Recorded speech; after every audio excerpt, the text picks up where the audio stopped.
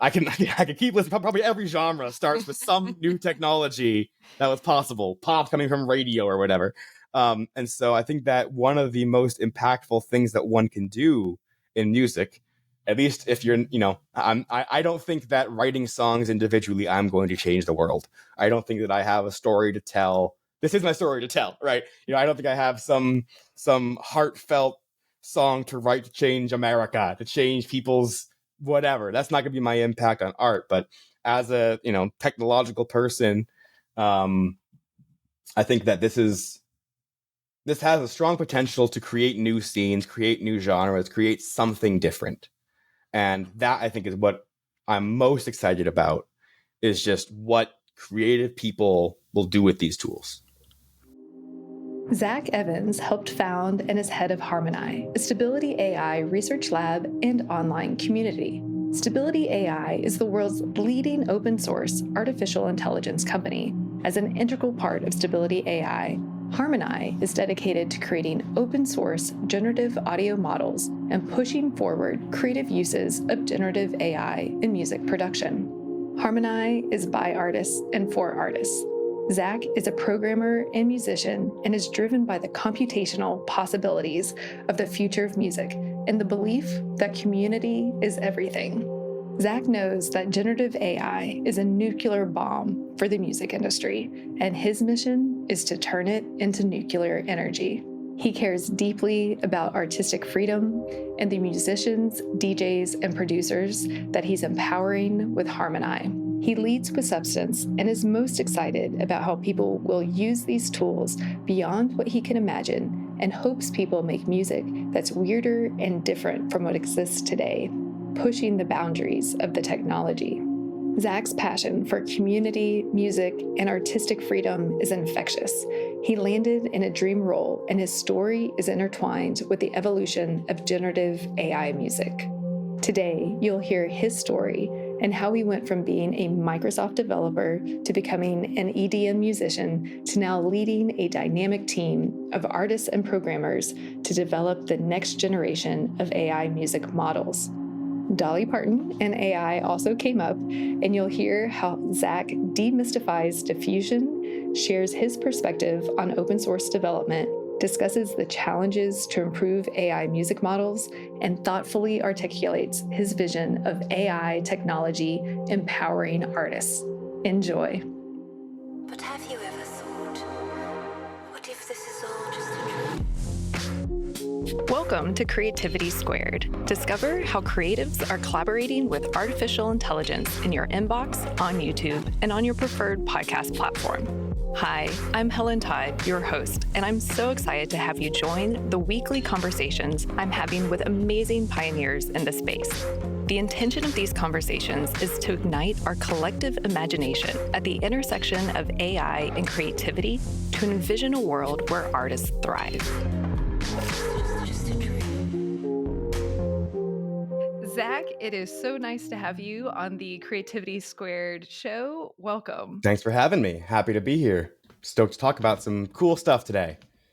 I am so excited, especially based on our pre-call. You have so much knowledge and passion and excitement around the topic about AI and music. But let's start with out the gate, what's the most important thing you want our viewers and listeners to know at this moment in time? Yeah, so I think there's so many big things to say about AI and music. I think the first one is don't be afraid. Um, and then, I think that it's a very powerful technology. And a thing I've been saying is, it's almost like a nuclear bomb for the music industry. And I think that it's, it's our job to try to turn that into nuclear energy. Find a way to take the power of this technology and really support artists, have it help art thrive and artists thrive, and be a strong but beneficial force in the music scene. Ever since you said that, I've repeated that so many times about the nuclear bomb and how to convert it to nuclear energy. So let's dive in. So you're the head of Harmonai at Stability AI.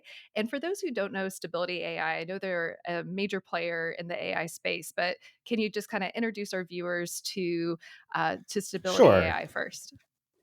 Yeah, so Stability AI is a company that started a few years back by a man named Imad Mostak, and it is essentially building the building blocks to help activate humanity's potential. Uh, Focused on generative AI systems, but really at a high level, it's an organization to organize and support a bunch of people in the in the open source AI space. So it's the definitions of and goals of it have changed a little bit over time. Um, but yeah, being one of the main players in the generative AI space for images, for audio, for all the different modalities. That's great. And then for Stability AI, as I understand it, really introduced diffusion, and that was a game changer in the generative AI. Is that correct? It's a bit of a longer story that I guess I can go into a bit about that, a kind of the history of diffusion, text to image, and how we got to where we are today. Um, So the idea of these diffusion models, and just try to give a bit of a background on that. Diffusion is, well, technically the process of adding noise. I think it comes from the world of science and differential equations. And if you have a heat at a certain point, the heat diffuses or whatever. But really, what it comes down to is these are called denoising diffusion models or score-based generative models. You want to get super technical, and it's basically the idea of taking, let's talk about this in terms of images first. That goes kind of the first big thing to pop off in terms of generative models with diffusion.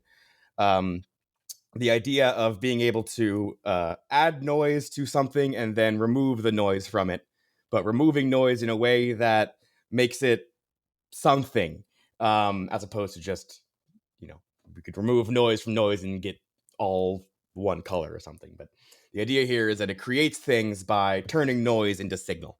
Um, the original paper on generative models with diffusion came out, was the author was Joshua Sold-Dickstein in 2015. I think he worked for Google, maybe. The big breakthrough was a release in 2020, I want to say, by Ho et al. On these image generation diffusion models, and that was from OpenAI. So they released that kind of the first big diffusion thing. So OpenAI released their unconditional diffusion model. So that's not text to image. That's just noise to something. And this does get a bit into kind of the So I'll start with this part of the story here. They also, before releasing that, they released their Dolly 1. So we knew it's the time just called Dolly, but their first paper of like the first time people really saw good text-based image synthesis. The classic example was like an astronaut riding a horse or a chair shaped like an avocado. Those kind of became those are their default examples when they released the paper and the blog post about that. And it was super cool. It was like for the first time, you can actually do really good, you could put in a description and get an image, and that was, people were fascinated by that. But OpenAI didn't release that model. They shared the blog post, shared examples, but kept it internal. And that led to a lot of people outside of OpenAI being like, hey, wait, but we wanted to play with that, but that seems really cool and I want to try it. But of course, making a thing like that requires a whole bunch of data, a whole bunch of compute, and a bunch of people on Discord didn't really have access to that. Um, so there's kind of this community effort and this community growing around this of like, how can we make an open source version of that? How can we get something like that where you can put in text and get an image and have it be a thing you don't have to, work at OpenAI to play with. And that led to a few more releases from OpenAI that came out after that really enabled that. So the first one was this model called CLIP, Contrastive Language Image Pre-training. That's basically, at its most basic definition, you give it some text, you give it an image, and it tells you how well that text matches that image. That's what that model is meant to do. So the community took that model and a different model called Big GAN. Is the guy named was advad now and on Twitter. And he put those two things together and realized with some special math, you could take this GAN generator and this clip model and have it kind of alter the image until it fit the prompt better. And that was kind of the first, that was called the Big Sleep. And that was kind of the first big release of open source text to image. And it was, it was abstract and weird and incoherent and led to people posting things on Twitter of like, I'll pay you $100, you can name anything in this picture. And it was all, of course, incoherent nothingness, so you couldn't name anything. But that kind of led to some like liminal space, weird creative images. And then Catherine Krausen, another independent researcher, now the generative media lead at Stability AI, put together that clip model and that unconditional diffusion model that it'll just denoise things into data. And with some of the same math, what's called clip guided diffusion, was able to, you put in the prompt and you try to optimize this thing to make a thing that, matches that image prompt better. A lot of machine learning is just find a way to make some number smaller. So the number to make smaller there is how much the image doesn't match the prompt, essentially.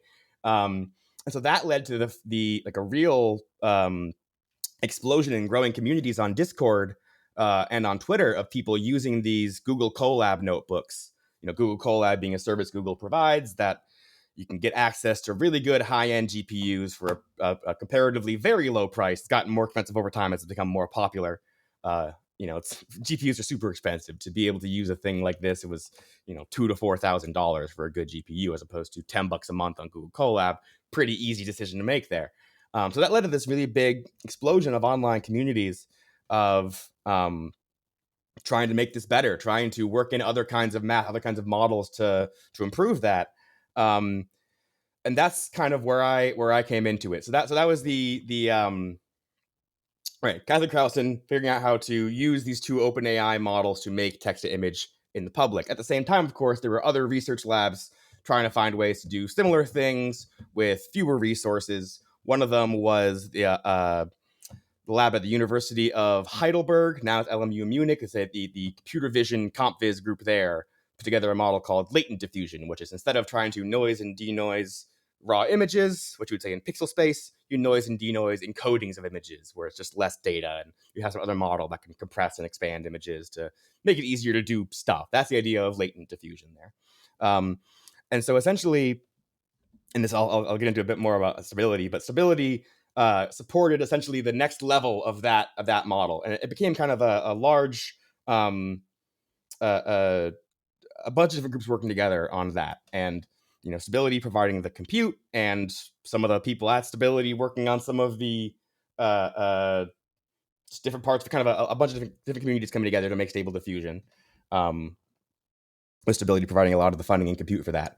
And the big deal about that is that when that came out, it's open source, so anyone can use that locally. We have the Stable Diffusion model. You can download it, run it on your phone now. People have optimized this to be super, super fast, super efficient. Could run on a CPU, maybe not as quick as it could on a GPU, of course. But so yeah, the big kind of game changer here was that while we were seeing a lot of these text to image technologies with things like DALL-E 2 or Midjourney, you had to sign up to their websites to use them and pay credits to them to use them. Whereas this, there is a place you can go and pay credits to use Stable Diffusion, but you can also, if you have the right compute for it and the right stuff, download it locally, make this stuff for the only, I would say for free, but the cost of running your GPU, the cost of electricity, essentially. And not only that, but because anyone could download this and use this, anyone can improve it. So very quickly, within just days of Stable Diffusion being released to the public, you were able to see people learning how to, fine tune it. So take it and make it so it can make images of your dog specifically by just giving it, 10 images of your dog, running some code and waiting an hour or two on your own GPU. You can fine tune it and make it more unique and personalizable. People are able to find things like optimizations to make it all run faster or whatever. So that was the big deal of Stable Diffusion, was that it was the first really high quality, publicly available, free and open source text to image model. Yeah, that's really cool because it definitely, I think it was another podcast I was listening to from BlackRock talking about the game changer moment. So thank you for explaining that. And one conversation that does come up when talking about these AI tools and just how powerful they are is the pros and cons of having open source, especially with Stability AI in all the modalities, because with the internet and humanity always comes the lovely bad actors that participate, and Sure. you're opening it up to a very powerful tool that's open source that potentially could be in bad actors' hands. So I'm curious what Stability's take is on this conversation. Yeah, so I can't really speak for the company as a whole in terms of that. I can only speak for my work and my team. Um, and working in audio, working in music, I think that it's harder to do bad things with it.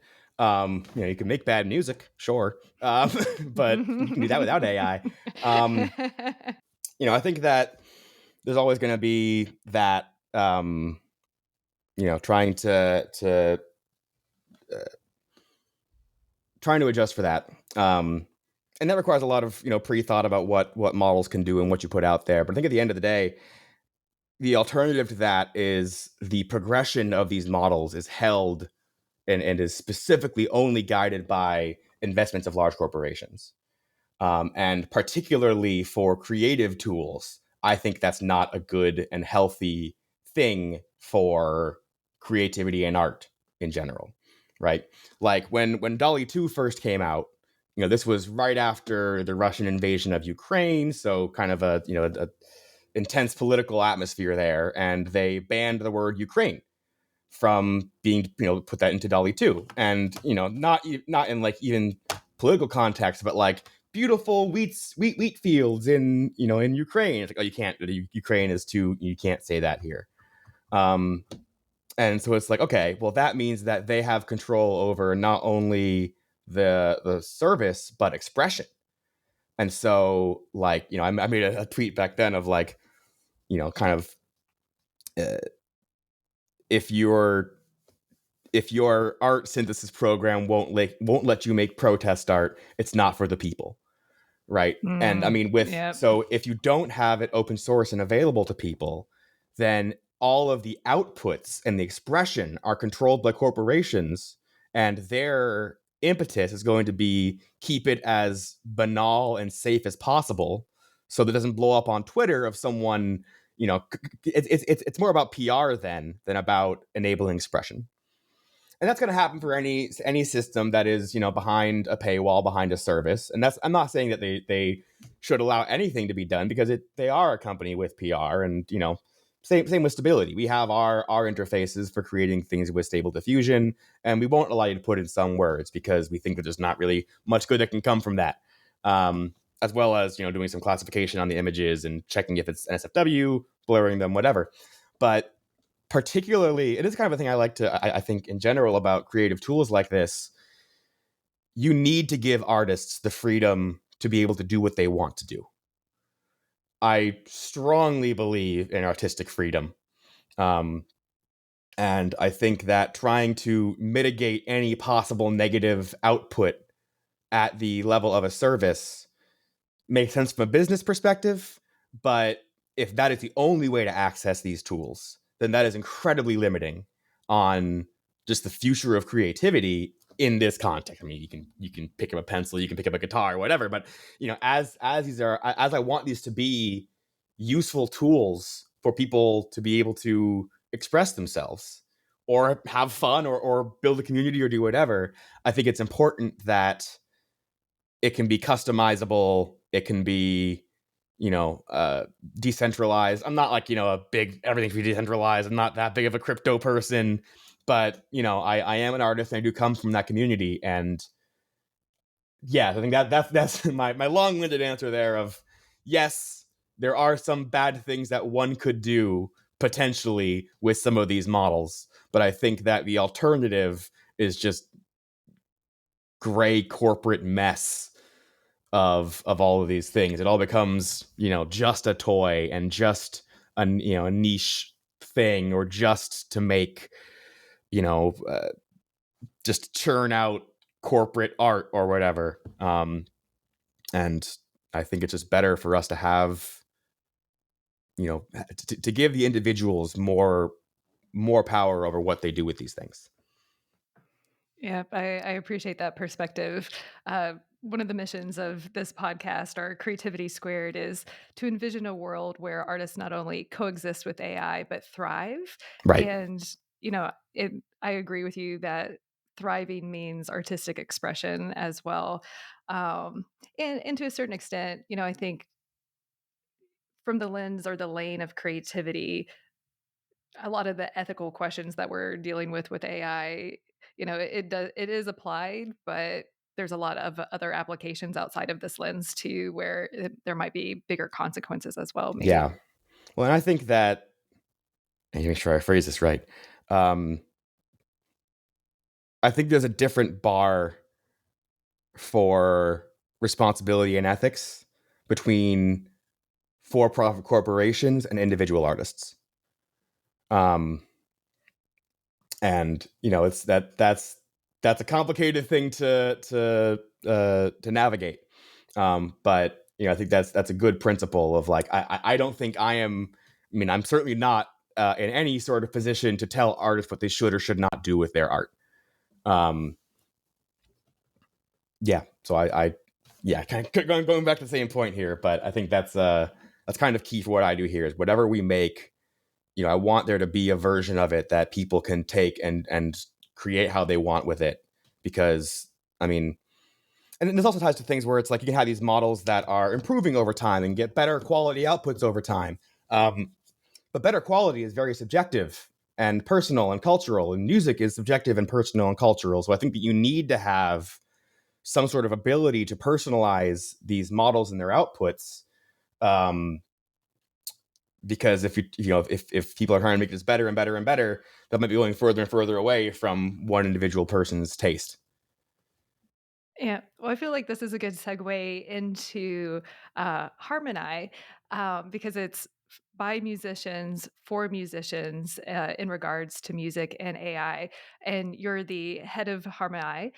So why don't you tell us a little bit about specifically what you guys are up to and the tools Mm-hmm. available, and share what's exciting you about the space Yeah. right now.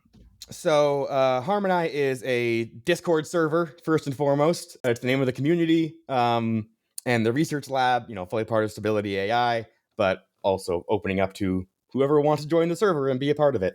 In terms of actual releases, back last August, we released our first model referred to as Dance Diffusion. And that is more in the style of that original OpenAI unconditional diffusion model. So it's not text to audio; it's just a denoiser essentially. And so essentially, it'll make like random outputs kind of based on what you train it on. So it's really more about the idea of, instead of having here is this base foundation model where out of the box anyone can use it. It's like out of the box, it's all trained on music from one guy. I'll get to that in a little bit, but you can take this, put it onto a Colab notebook, put it onto your local GPU, point at your samples library of your drum loops or your bass sounds or whatever, fine tune that, and it will start spitting out random drum loops and bass sounds and things. Also, because audio is, one of the big challenges in generating stuff with AI in general is just the size of the actual data itself. The sequence length matters a lot. That's why you get things in like, ChatGPT where they'll have, for those transformer models, you'll get maybe a max sequence length of 4,000 words, something like that. Now they can get up to like 100,000 words, but it's very expensive. With audio, with high fidelity audio, we're doing things like, 48K stereo audio. That's 48,000 numbers per second. So trying to get to that same sequence length, you get less of an output through our perception, right? So, Dance Diffusion, the high fidelity version of that model, 48K stereo, 65,000 samples. That's a second and a half, right? That's not going to get you a full song. It's not going to get you even the full drum loop. Right now, it's better for sound design and things. There's also a model that, the 3-second model or lower sample rate gets you longer outputs, but for lower quality, of course. That's what we released. That with as a Colab notebook, as a GitHub repo, and some pre-trained models. And the idea there was kind of, trying to kick off a bit of the same energy that I saw in that text to image space in the audio space. And times have changed since then, so it didn't quite go the same. But so as we released, that's gotten a great reception. That's gotten, I'm shared that with artists that I look up to and have met over the few years on Discord, and it's gotten some great responses. Talking to artists like Mr. Bill or AU5, Virtual Riot, artists were like, I come from the electronic music space, and those are big producers. Those are, well-respected sound designers. And my goal from the beginning here has been, all right, there's a lot of stuff that, like, there's a lot of room for improvement that I could see in music machine learning. And so it's very rewarding to be working on these things and sharing them with the artists that I look up to, and they're like, this is really cool, and I see how it's useful. So we released that back in August or September of last year. We've been since then, supporting the community around people using that to make music, running some production challenges of like, make a song that's, up to 4 minutes long, using Dance Fusion for 2 of the elements at least. Tell us how you do it, submit it. We'll have an event. Everyone comes on stage in Discord server and talks about their track. So that's what we've released. And since then, we've been cooking. There's been a lot of advancements in music generation since then. Things like Music LM from Google, Music Gen from Meta. There's been a whole bunch of papers this year on music generation. But essentially, we're trying to follow the image space in terms of, and that's what's true for a lot of audio ML stuff. Follow the image space in terms of, okay, cool, get high quality text to audio working. Try to get longer sequence lengths. Can we get a whole song out of this? Can we get maybe 10 seconds for a loop? That's what we're working on now, is longer form generation.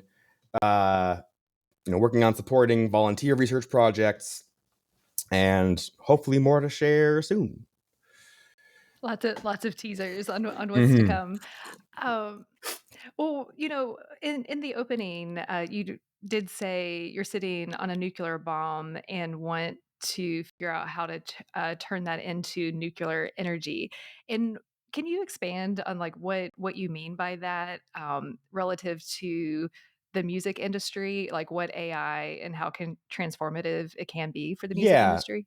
So I guess I'll bring this back to kind of the revelations that started me. That they got me to start Harmonai.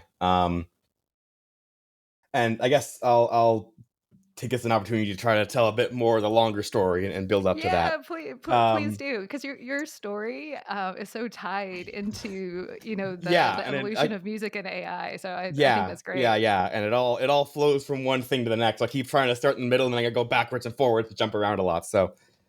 Um, so back at the beginning of lockdown, when the pandemic started, my life had just gone under a big shift. My social life had totally just changed. Ended of a big relationship, and suddenly it was like, all right, I basically rebuilt my life on Discord. It was like March 2022. My life in person was weird, and so it was nice to have an escape of like, going on Discord, finding these communities of artists. I'm a raver. I'm in the electronic music scene, and finding these communities of artists online, because it's like that was one of my big interests. Was, I want to talk about EDM and these artists and bass music and things. So I also looked up to a lot. Trivecta started a Discord server, and I joined that and became super active in there. Made a bunch of friends. Was hanging out in voice chat all day, every day with these new friends. And then kind of from there, I joined a few different servers. So for the artist Kill the Noise, for Tasha Baxter, some other electronic music artists that I looked up to. And essentially in there, got really ingrained into those communities. I had just been starting to learn how to make music on my own for, a few years before that, but never really got into it. Didn't have anyone to do it with. I could share it with friends, but they didn't actually have that much opinions on it. So diving into these Discord communities, learning to make music, being a part of it, it's very different when you're trying to learn a skill like this with people than just by yourself in YouTube videos and things. So, got super into that, made some great friends. That's where that's where I met Noah, Two Scoops, our mutual friend Drew's music production partner. And just, it was, just wonderful new life of like, okay, now it's these creative communities. You know, I was working at Microsoft at the time, so much more technical, objective job, and then working with these, you know, creative people. It was a whole new world. It was amazing. Um, you know, running production challenges, learning to make music, talking with producers.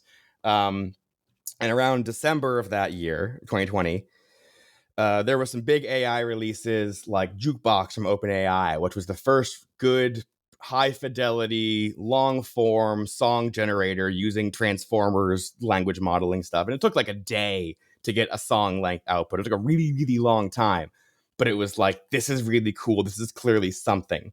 Um, and I was, you know, kind of co-hosting these Twitch streams from Kill the Noise, and I was on an episode there with him where he was, you know, messing around with these tools, and he's a very experienced electronic music producer, and you know, diving into these new tools. His kind of conclusion after a few hours was, "This is cool, this is neat, but not really up to the standard of quality for me to use it in my music as a tool."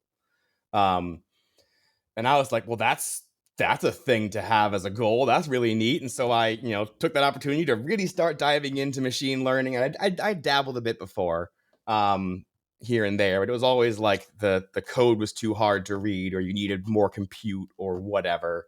Um, but at that time, late 2020, I really dove into the scene of like, what, you know, who are the movers and shakers in music ML? And I found this duo, Databots, who they had like his YouTube channel with his like infinite generated death metal streams. That channel's still going. It's been making infinite death metal for like 4 years now.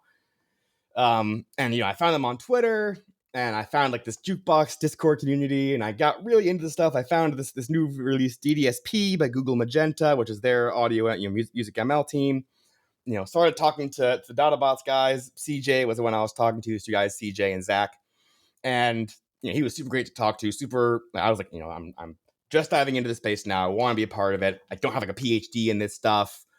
Can I do it? He's like, oh yeah, you know, we don't have PhDs. We started doing stuff from like hackathons, and now we actually advise PhDs. And I'm like, cool, it's actually possible. All right, just super excited.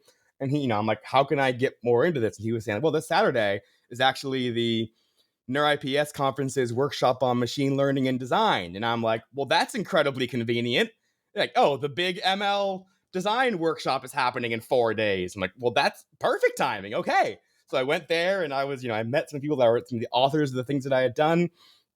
I was this excited trying to get everyone on board of like, I want to find, where is the music ML community? Where is the place like the communities that I've been in, where people that are equally excited, equally learning things together, equally pushing forward on this? And I couldn't find one. There wasn't one. There was like a Slack community, the Sound of AI, that they weren't talking about the thing that I was interested in. And outside of that, it was like, I realized, all right, I'm gonna have to go work for OpenAI or work for Google or change my job, whatever, go get a PhD to do this stuff. So that kind of waned, and I was like, well, that's unfortunate, but I'll just go back to me. I'll keep my job working at Microsoft. I'll keep working on music, whatever. This isn't the time. It's still a little bit ivory tower. So during that year, you know, 2021, I was still focusing more on music, focusing on building communities, meeting artists, going to shows. You know, ended up getting backstage for some shows, meeting more artists, and that kind of culminated in the one and only DJ set that I have played in December of that year. I got to open for some of my favorite artists. It was such a cool time. You know, AU5 was one of the ones that I opened for. You know, legendary sound designer who I'd wanted to meet for a while and finally got to. So I had this cool, it's like my network was really built up of like these producers. And then around that same time, Noah, who I talked about earlier, introduced me to all that text to image stuff. Like I was talking about earlier, there was this ongoing community that started around the beginning of 2021 of this clip guided diffusion and all these collab notebooks. And so there was one called Pity, and the server was called vClips. And that was kind of the melting pot that started a lot of this. And there's a couple of different communities as well. There's Eleuther AI, which was a Discord community focusing on large language models. There was Lion, who did large data sets and a lot of the image model stuff. So yeah, I got into this text to image space, and I was just enamored by it because I am not a visual artist. I can't draw to save my life, but I am a programmer.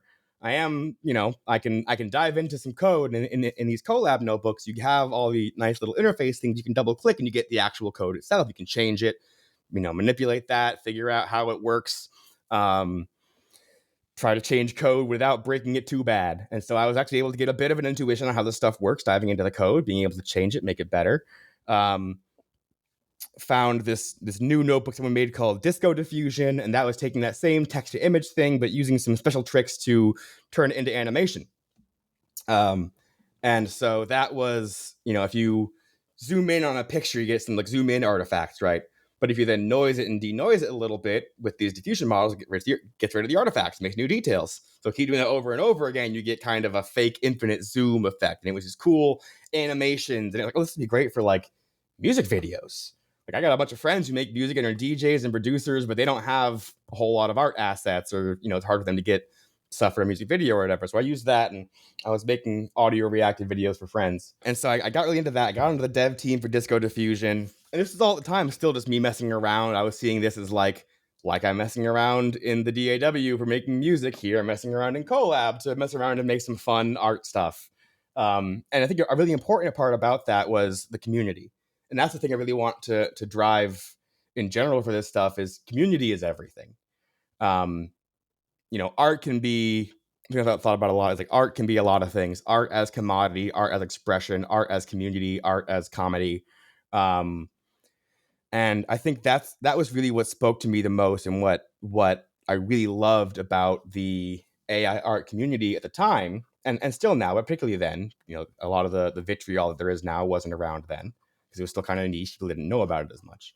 Was just like I was just seeing people doing good work, making these cool, innovative changes, sharing them on Twitter. And it was all just like independent nerds, excited, usually heavy ADHD, technical programmers and artists who were just like, hey, I changed this and I made this little feature for it. Like, oh, it was only a couple lines of code. I'm not really sure how, I'm not really much of a programmer, but it did this. And like, that's groundbreaking. Like, this is such an opportunity for like even a little bit of improvement is huge.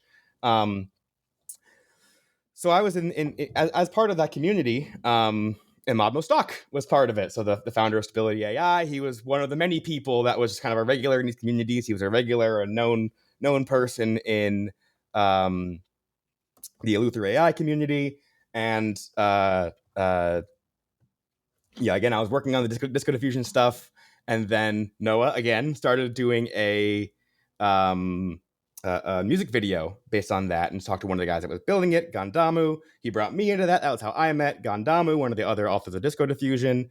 And after talking to him, we were talking earlier about how these dominoes fall of how all this stuff happens. Just be trying to explain the domino setup here.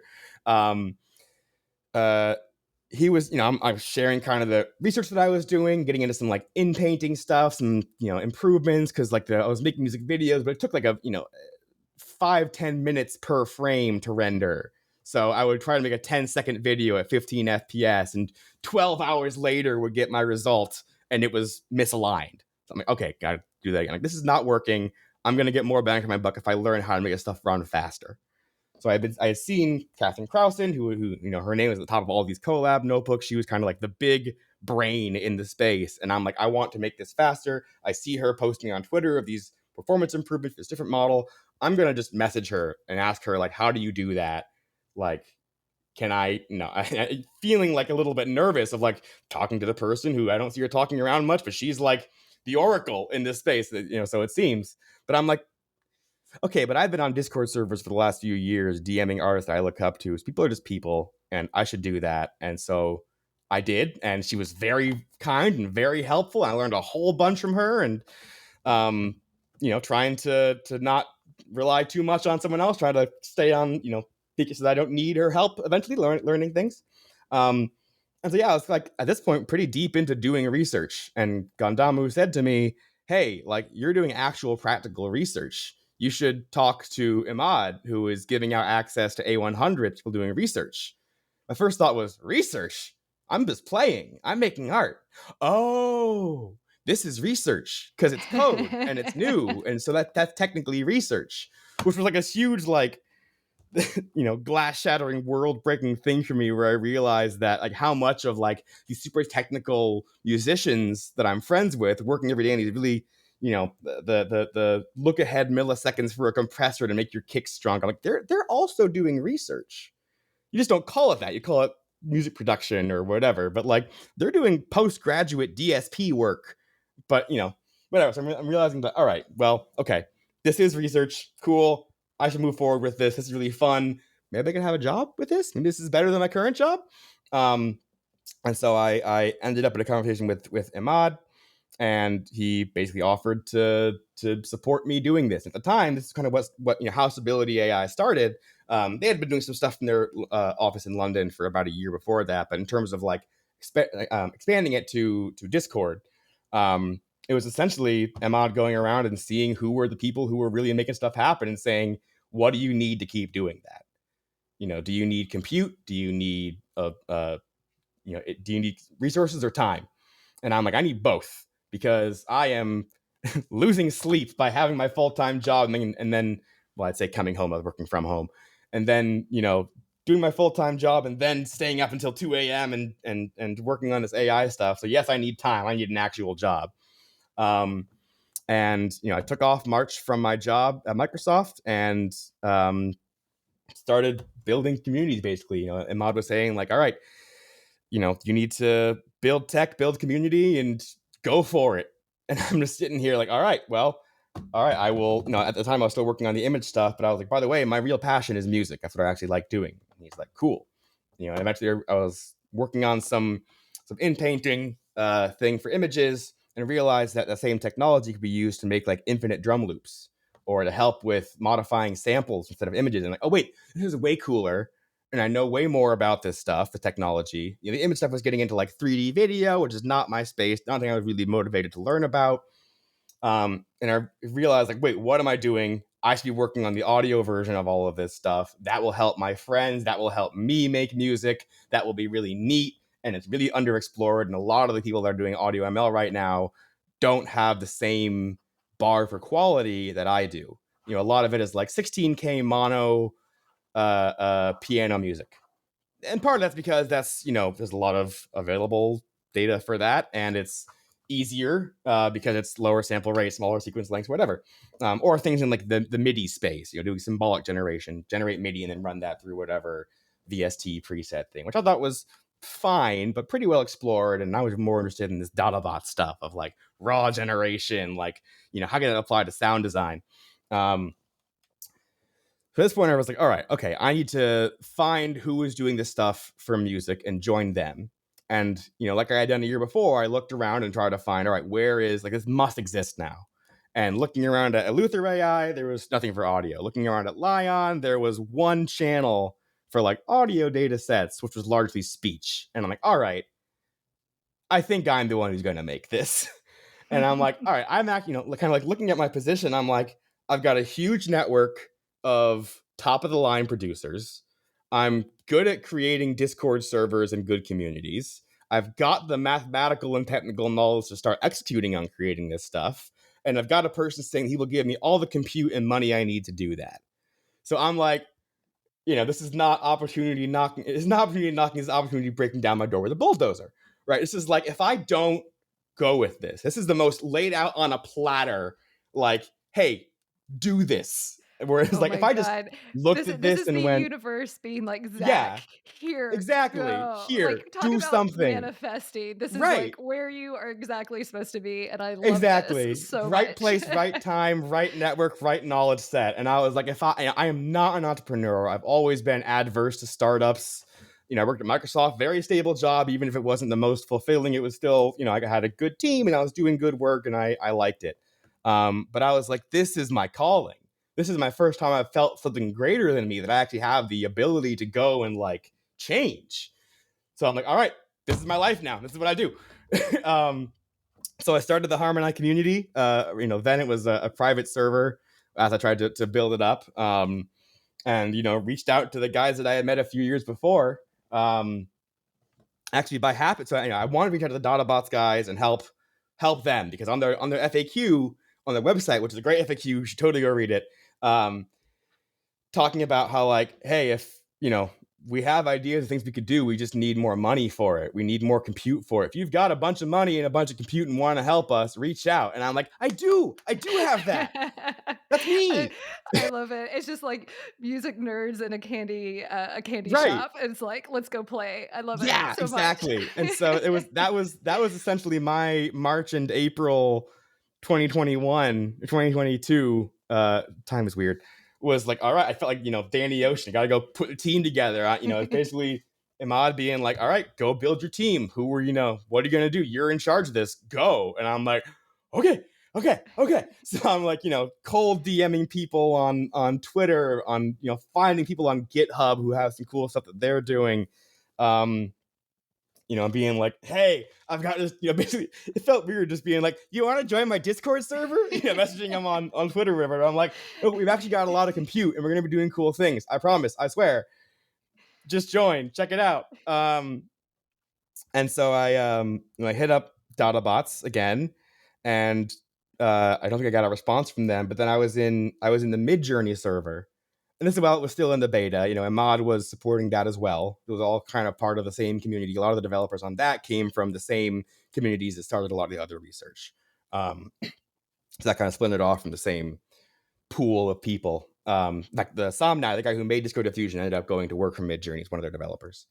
So I was in there and I see someone had written, it was still invite only, and someone had written this song on Midjourney. I was like, I want to get in. How do I get in? And posted it to YouTube. And the guy who ran it, David H., was like, okay, yeah, I'll send him an invite. That's kind of fun. The guy's name was Jonathan Mann, and he has the Guinness World Record for the most consecutive days writing and releasing a song. He was about to hit 5,000 back then. He passed that back in August. He's been doing it since like 2004 or something. And he came in and he was like, hey, I'm Jonathan Mann. Thanks for the invite. I'm a musician and I'm doing this project with DataBots to give me, immortality in my music, to be able to keep creating this song a day after I'm gone. And I'm like, that's awesome. I want to talk to you. Also, hey, you're talking to DataBots. Could you help me get in contact with them? I'm trying to talk to them. I've got a thing for them. And so, through him, I got DataBots and yada yada yada. CJ from DataBots is now working as part of the Harmonai team. And Jonathan Mann, talking with him, he's clearly very into AI music, into the stuff. And I'm like, can we use your music to train these models? And he was like, yeah, sure. So sent me all 5,000 songs and said, go for it. So, the main dance diffusion model is the J-Man model, the Jonathan Mann model, where it's basically, by default, that model will just put out little clips of this one guy singing and playing, no coherent vocals or whatever. So again, by itself, not terribly usable for most people who aren't Jonathan Mann, but enough knowledge in there to take that, fine tune it on your own stuff and have it actually still work. So that was kind of how Harmonai started, was me realizing like this has to happen. There's no good place for this stuff being coordinated. In general, music is not supported as well as the rest of AI research. And I care a whole lot about this. And I have now been given everything I need to make it work. So that was basically just kind of cheerleading, kind of like, hey, let's get going. Let's put teams together. Let's start working on stuff. Yeah, that's how Harmonai came together, how it became part of Stability. Iman asked me very early on, like, do you want Harmonai to be independent or part of Stability? And I'm like, definitely part of Stability. I am not a business guy. I don't want to think about tax IDs and all of that. So it's just been an absolutely incredible opportunity for me to be given the freedom and trust to use a whole bunch of resources and try to start up this whole community and research initiative.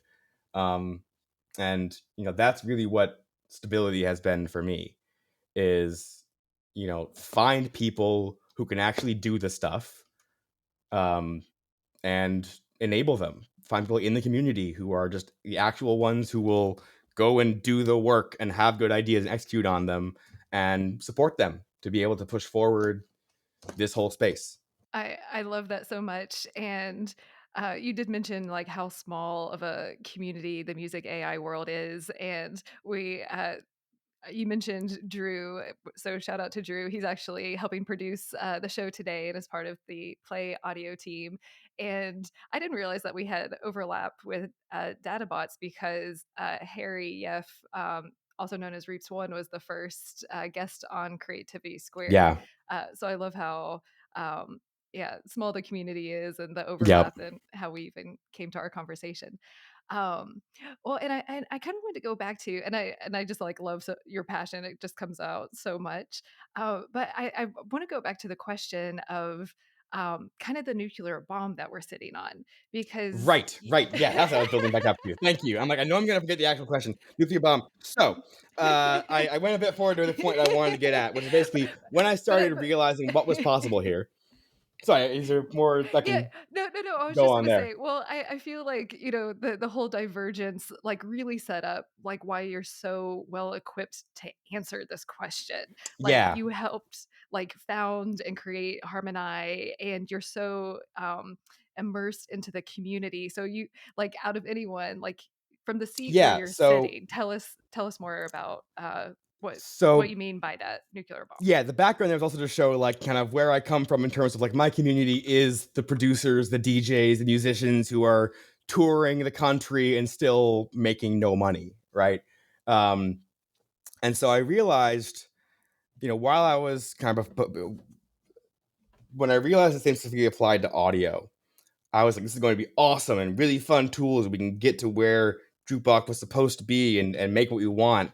But then what does that do to the industry? What does that do to how people consume music? I think that in the short term, it won't change that much at all. It'll be like, adding new production tools. Um, but say it does get to the point where it's like you can make whatever song you want personalized for you. Uh, what does it look like when Spotify has a bunch of generated music on it? And a lot of this has changed over since when I was first thinking about this. With as it's become a larger conversation, there's been more, statements from streaming services saying they won't host AI generated music or whatever. But basically, realizing this is going to be a huge thing. It's going to give a lot of creative power to people who aren't uh, the current artists and producers.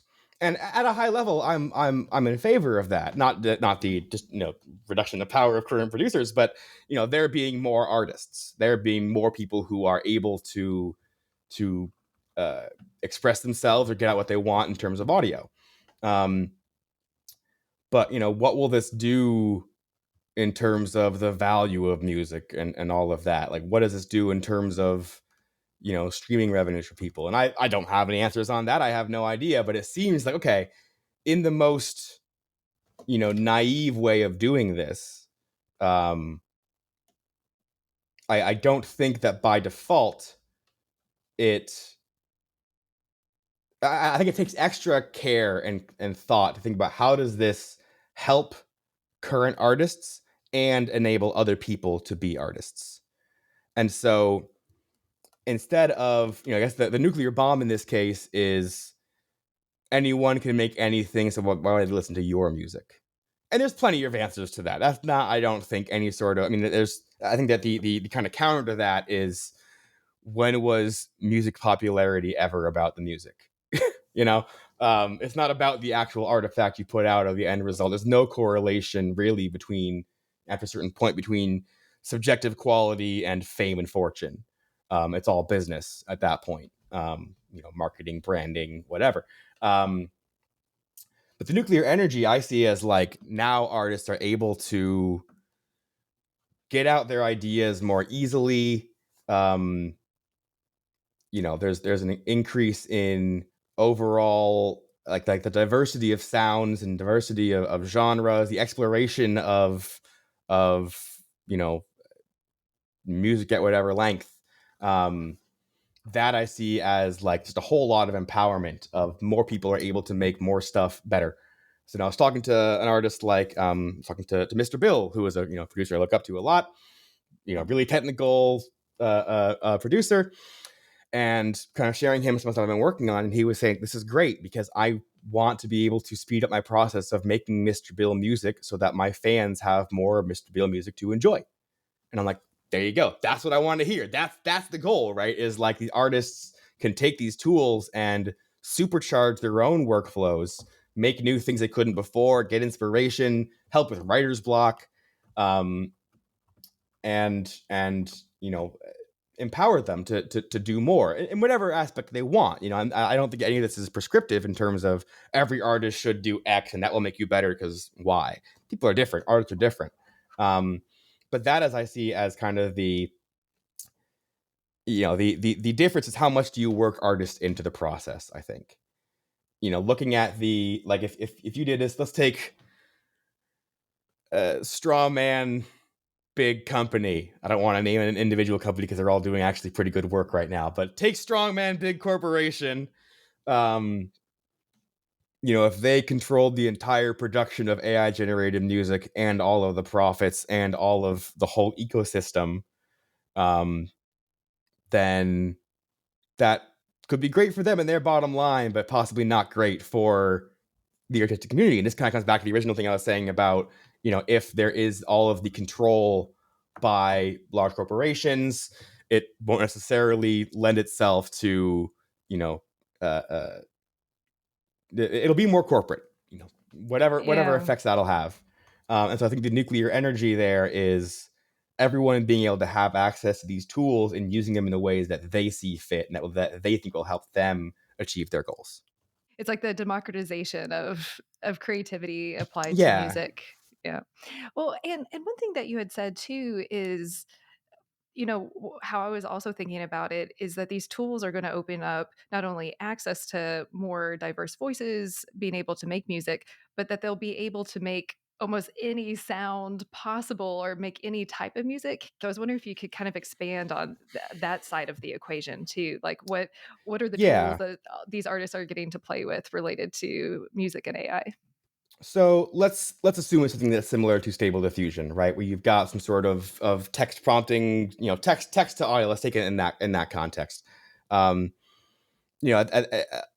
assuming you've got data that has enough information in there where you can type in the information you want and get something similar. Assuming all of that, at that point, it's basically it's so open-ended. It's hard to think about what directly people could use, but you can use that to explore like different combinations of genres and ideas, or take those same things and put in your own music and remix it, or there's things like stem separation to take out individual tracks. I think we aren't currently working on that, but put in a drum loop and get out a slightly different drum loop, or a totally different drum loop. So one of the cases that I've been thinking about when I was first starting this, I was working on this psytrance track, trying to be super like fastidious with it, apply all of the knowledge that I had. I guess this more technical track. And I was adding in drum fills. Because you need a bunch of drum fills for the different transitions between different sections. And I had this cashmere sample pack from Splice that had some really good tom fills in it that I really liked. But I'd already used the one or two that I liked from the pack that I had.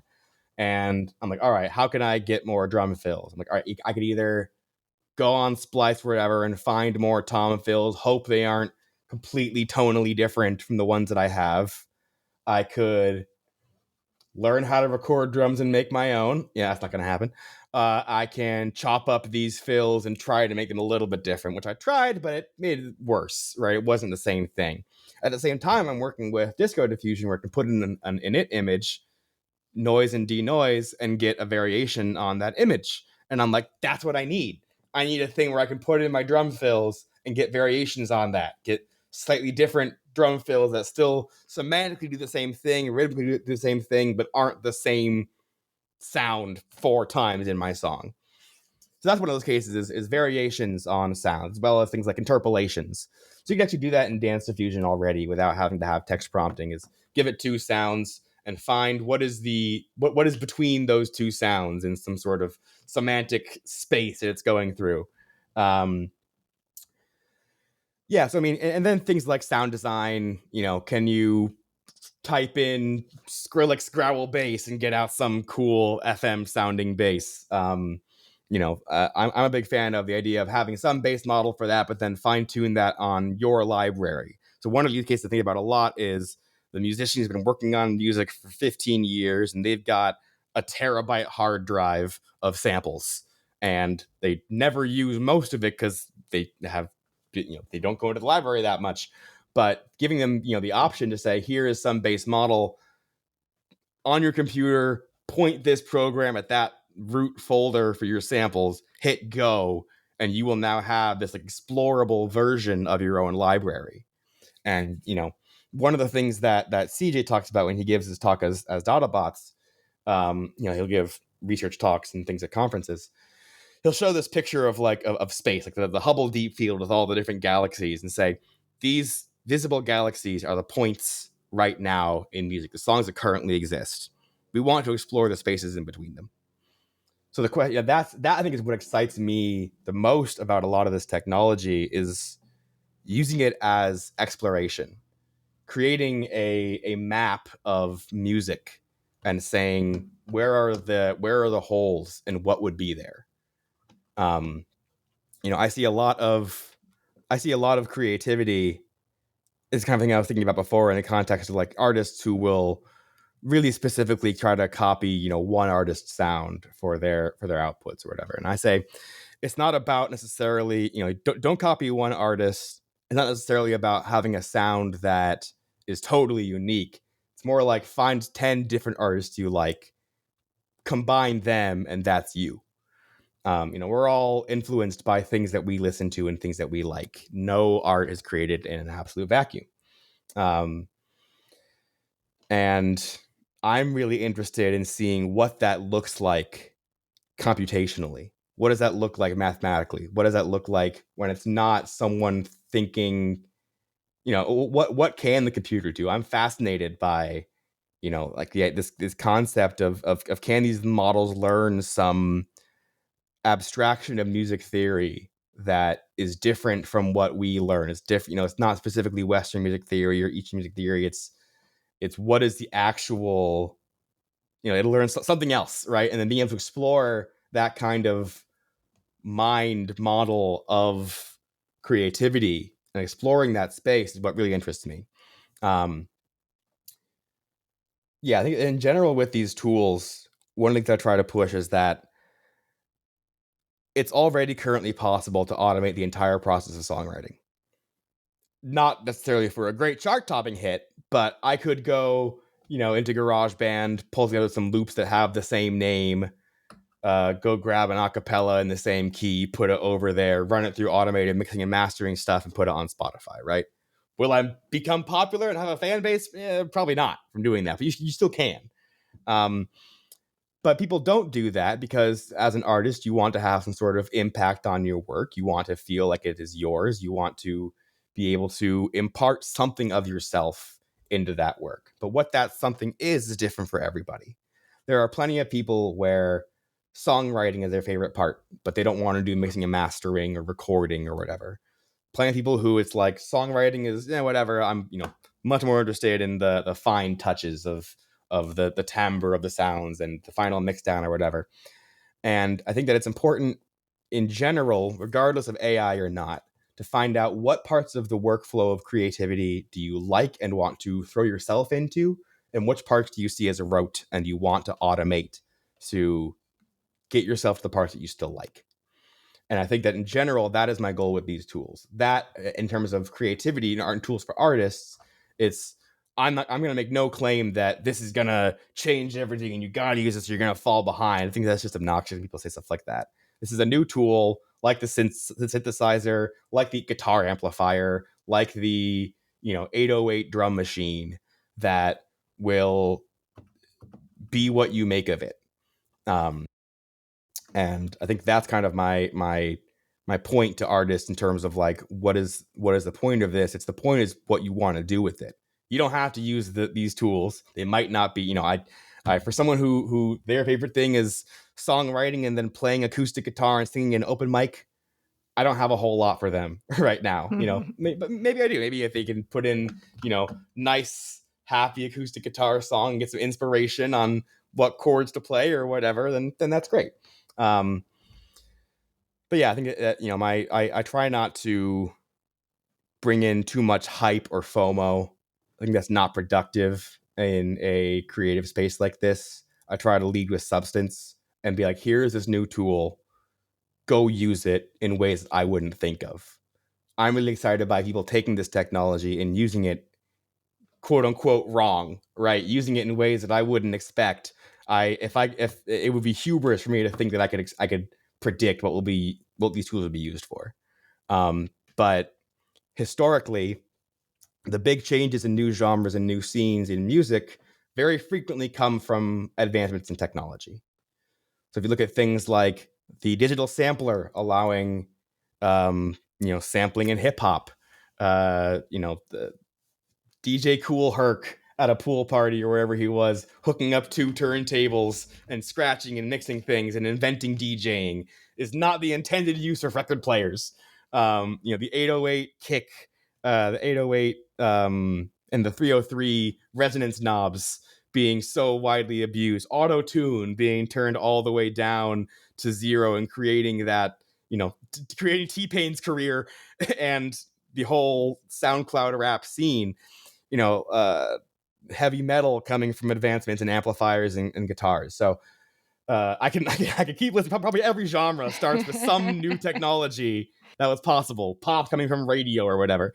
And so I think that one of the most impactful things that one can do in music, at least if you're, I don't think that writing songs individually, I'm going to change the world.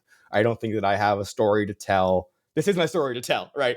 I don't think I have some heartfelt song to write to change America, to change people's whatever. That's not going to be my impact on art. But as a technological person, I think that this has a strong potential to create new scenes, create new genres, create something different. And that, I think, is what I'm most excited about, is just what creative people will do with these tools. I love that, and so well said. Um, well, and one question that I have that you mentioned, I forget which gentleman was talking about thinking about his legacy. The guy that trained the system with Jonathan 5,000 of Mann. his songs, Yeah. the man. Um, because and this question actually comes from also listening to Dolly Parton's America, a podcast. I grew up in Dolly Parton's hometown. She's a dream guest for the podcast. But interestingly, she's actually very forward thinking. And it was hinted in that series that she's already thinking of like how her legacy could live on and potentially, I don't know, tracks or whatever. But now with all these AI tools, like I'm really curious if she's cloning her voice or opening up Interesting. her music. So this is, if anyone's listening that can hook us up with Dolly Parton, let me know. But I'm Yeah. so curious how she's thinking about, you know, her legacy related to technology. And I'm Yeah. curious, with that gentleman, the man, and legacy, like if you've heard of any other interesting, I don't know, artists thinking about legacy related to these tools too, or how they're thinking about it. Cause I think it opens up a whole new way of just, aside from putting your songs out there, of what you can Right. do in terms of legacy too. Yeah. I haven't heard. I don't have any more notable examples of that. I mean, I know that, Grimes has been super active in terms of AI voice technology and things like that. I'm sure others have mentioned it. Yeah, I haven't seen many things like that. I am curious to hear more about that, about Dolly Parton and what she wants to do. Actually, I think I just heard about Dolly Parton kind of ties into one of my thoughts about AI creativity. People will say like, "Oh, this makes it too easy. It's too fast. It's too quick to make these things." Now, art takes time, and if it's too easy, then it's not real art, which I reject, because there is not a correlation between time it takes for a project and quality. I have spent weeks on terrible music. Dolly Parton wrote Jolene and I Will Always Love You in the same car trip. So on the same night. So like, Yeah. All I Want for Christmas Is You was written in 45 minutes. So it's like speed is not a thing, but there is taste, I think. That is, I guess another point I want to make is that taste is still a thing. AI generated stuff, if you think it's bad, that's okay. If you think it's low quality, you're allowed to. If you are a person using these tools and making things and wanting to put them out there, you're still applying your taste, and you will be judged for it, for better or for worse. So this does not, I think that in general, taste will still apply, and maybe the process of creation starts to increasingly be the process of curation. Uh, but we're already kind of on that slope with things like, sample packs, and the fact there's only so much you can actually do melodically in music. It all kind of ends up being curating different things into some sort of complete piece. Yeah, and one other interesting thing that I've been thinking a lot about with Dolly Parton too, related to AI and music, is I mean, she's such a prolific writer and, a general national treasure. Um, but she actually has thousands of traditional mountain melody songs that Hmm. she has written that has never seen the light of day. And almost, I've been thinking about like the value of things that aren't online now, how much more Mm-hmm. valuable those could be if and when she Right. ever releases them, and how they could be released, which I think opens up a whole nother can of worms about. Well, and this is actually something that Harry spoke to in our interview too, about using the machines and training them with your own data for your music creation and stuff, which and how that improves like your own art is collaborating with Right. yourself, which I found super fascinating what he said. So I don't know if you have any reactions to that or not. No, I totally agree. I think that he's already the example I would have given on this. He used worked Autobots to make a model on his own beatboxing, and it put out samples and flows that he was like, oh, that's actually a pretty good idea. I should start doing that. So we saw the same thing with like the game of Go. AlphaGo was a model that was released by DeepMind, not released, but trained by DeepMind, and you know, uh, it famously beat the world's best Go player at a game that people thought was a computer could never learn that. Well, it did, and it didn't end the game of Go, and it didn't go well. It made them all better by people learning. Working with with the bot, working with the program, they were able to get better at their craft. Um, so yeah, I really look forward to that. I think it's a great move of, particularly if you have a sizable library, take one of these models, train it on your own stuff, and see what comes out. If it's nothing inspiring, then okay, sure. But I think that it's that's unlikely. I don't know. Maybe I don't want to make that claim. I don't know if that's true or not, but I think there's a lot of potential in terms of like these models can, given the right data and train on your own stuff, make things that are similar enough but different. And that's pretty much what people want for a lot of things, is that similar but different. So I think it's a great tool for those kinds of things. Even back with Jukebox, I had a song that I wrote. Um, and I fed it in there, and it continued the song after the part where I cut it off, and it added these really cool drum breaks and rhythms. I'm like, that's actually pretty neat. Added this little synth that I took that and recreated that, used it in a different song. So it's like, yeah, all these things can it can give you the little bits of inspiration you need to take something and run from there. Well, since you mentioned the game Go, I've got to use this opportunity to mention the movie AlphaGo. I Yeah, I yeah. highly recommend it, and it's got this amazing scene, and it's a spoiler alert, where the best player of Go at the time, he actually did win one game against the machine, and the guys behind the computer said that it was like one in like a million chance that a human or like anyone would select that. And when Mm-hmm. they interviewed the player, he was like, "That's the only move I saw," and they call it like the God move, and I just like love Mm-hmm. that scene in that movie Yeah, so much. yeah. Yeah, no, I'm really excited to see what happens with music with these technologies, what people will embrace, and you know, uh, when you put out technology like this, creative technology, you cannot predict what's going to happen. People will do things that are 1,000 times more clever and creative, and 1,000 times more cringe than I thought possible with whatever we put out, and that's impact. Yeah, the Serum, Massive, the big synths that are out there. There's plenty of incredible music on there, and plenty of incredibly bad music made with those tools. So that's humanity. That's not an AI thing. There is a range of quality that is different for every person, and people will do things. I promise. I've been kicked off of karaoke stages because I'm so bad at singing. So I promise I will not add to the bad music. I will stay in my lane. Uh, well, and we'll definitely check back in because you've kind of given a few teasers of some things that you can't announce yet. So we'd love to check back in, see what announcements will be coming, other cool projects or massively Yep. cringe projects to talk about too. Hopefully they aren't mine that are massively cringe. I'll do my best.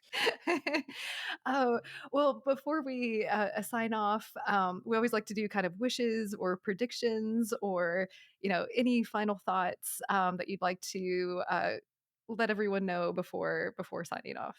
Do things different, I think, is my maybe that's more of an ask than a wish, but I hope that things get weirder in music. I hope that people use these tools to make new things, not try to replicate existing things. I love that. And how can people get in touch with you, or do you Yeah, want to so plug any links or uh anything? harmonai.org, harmonai.org, is our pretty barren homepage. There's a link on there to get to our Discord server, join the community, and stick around. Every Thursday we have office hours where I'll be on Discord stage just answering questions, chatting about what I've been reading about, working on lately, and we do research presentations and production challenges. So come through and hang out.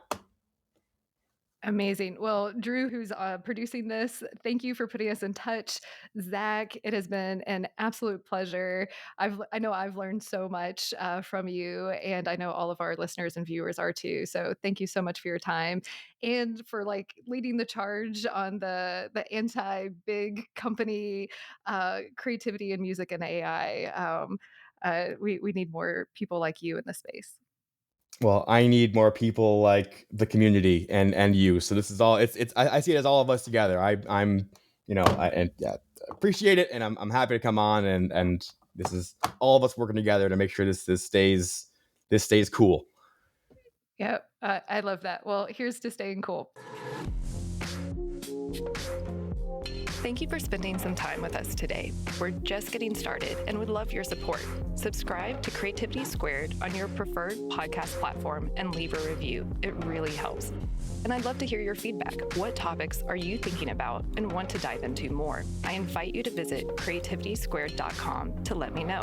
And while you're there, be sure to sign up for our free weekly newsletter so you can easily stay on top of all the latest news at the intersection of AI and creativity.